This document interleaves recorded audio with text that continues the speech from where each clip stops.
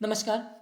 कक्षा 11 कृषि रसायन विज्ञान की क्लास में आप सभी का स्वागत है। आज हम इस क्लास में बात करने वाले हैं कृषि रसायन के सिलेबस के बारे में कि आपके कृषि रसायन विज्ञान का जो प्रश्न पत्र है उसमें कितने नंबर के क्वेश्चन आएंगे और आपका कौन सा चैप्टर कितने नंबर का रहने वाला है। प्लस इसके साथ ही हम प्रायोगिक परीक्षा जो आपके प्रैक्टिकल पेपर होता है उसमें कहाँ कहाँ से किस किस टॉपिक से प्रश्न आने वाले हैं वो हम इस क्लास पे देखने वाले हैं। तो चैनल पर नए हो तो सब्सक्राइब करके वीडियो को लाइक ज़रूर करना है ताकि अब जो निरंतर क्लासेस शुरू होने वाली हैं वो आप सभी देख पाएँ और उनसे पढ़ पाएँ। ठीक है, शुरू करते हैं। सबसे पहले हम बात करेंगे तो यहाँ पर देखिए विद्यार्थियों कि आपका जो पेपर है वो 3 घंटे 15 मिनट का रहेगा। 70 नंबर का आपका जो पेपर है मेन पेपर जो होता है थ्योरी वो रहेगा और 30 नंबर का आपका प्रैक्टिकल रहेगा ताकि ये जो 100 नंबर का पूरा आपका पेपर है। ठीक है, इसमें सिलेबस आएगा।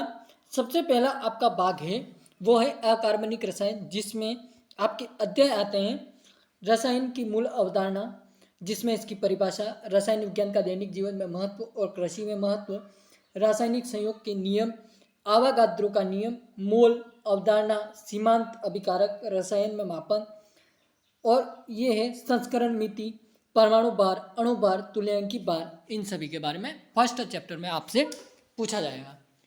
फिर बात आती है आगे, अगला जो आपका अध्याय है वो है 2। सेकंड अध्याय में आपसे पूछा जाएगा कि परमाणु संरचना एवं आवर्त सारणी, जो आपके चैप्टर का नाम है, जो कि 8 नंबर का है।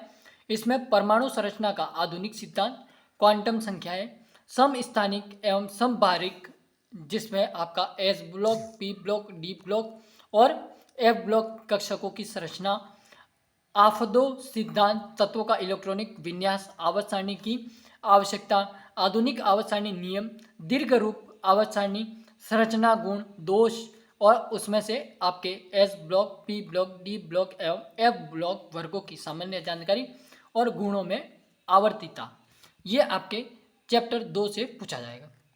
फिर तीसरा है आपका रासायनिक बंध, जिसमें रासायनिक बंध में आयनिक और सहसंयोजक और उप सहसंयोजक एवं धात्विक बंध के बारे में पूछा जाएगा, जो कि 3 नंबर का आपका अध्याय है।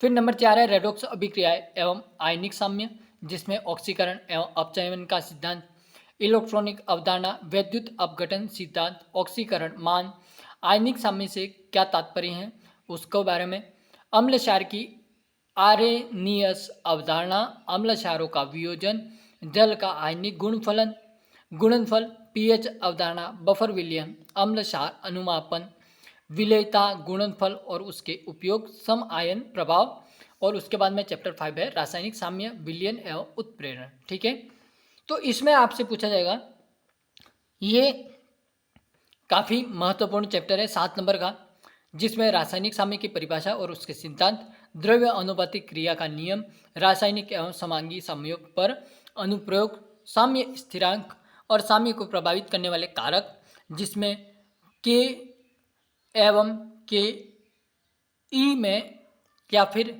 यहाँ पर थोड़ा सा कन्फ्यूज़न है क्योंकि कम दिख रहा है, तो इसको देखेंगे और इसमें क्या संबंध है उसके बारे में आपको बताना है। विलयन की परिभाषा एवं प्रकार, ठीक है, मानक विलयन, नॉर्मल विलयन, मोलर विलयन, संतृप्त विलयन, असंतृप्त विलयन, उत्प्रेरण की परिभाषा, प्रकार और उसके उपयोग। ठीक है, अगला अध्याय है नंबर 6 उष्मागतिकी एवं रासायनिक ऊर्जा, जिसमें कुछ इस प्रकार से टॉपिक है, आप देख लेना इसको वीडियो को पॉज करके। फिर आता है भाग 2, जिसमें कार्बनिक रसायन आता है, यानी कि ऑर्गेनिक केमिस्ट्री, जिसमें आपके चैप्टर आएंगे कार्बनिक यौगिकों का शुद्धिकरण एवं अभिलक्षण, जिसमें कुछ इस प्रकार से शुद्धिकरण की विधियाँ, गुणात्मक विश्लेषण, मात्रात्मक विश्लेषण, 4 नंबर का ये आपका चैप्टर है। फिर आता है कार्बनिक रसायन के मूलभूत सिद्धांत, जो कि 8 नंबर का चैप्टर है। इसमें कार्बन की संयुक्ता, संकरण, सरल अणुओं की आकृति, सजातीय श्रेणी, कार्बनिक यौगिकों का वर्गीकरण एवं नाम पद्धति, जो कि आयुपेसी आप नाम जानते हैं, उसके बारे में। फिर आता है समावयवता, जो कि 6 नंबर का चैप्टर है, नंबर 3। उसमें आपका परिभाषा, वर्गीकरण, कार्बनिक परमाणु के प्रकार, क्रियात्मक समूह तथा मूलक, कुछ इस प्रकार से टॉपिक पूछे जाएंगे। फिर आता है हाइड्रोकार्बन। तो हाइड्रोकार्बन में आपसे मीथेन, एथिलीन, एसिटिलीन उनके गुण और उपयोग के बारे में पूछा गया है।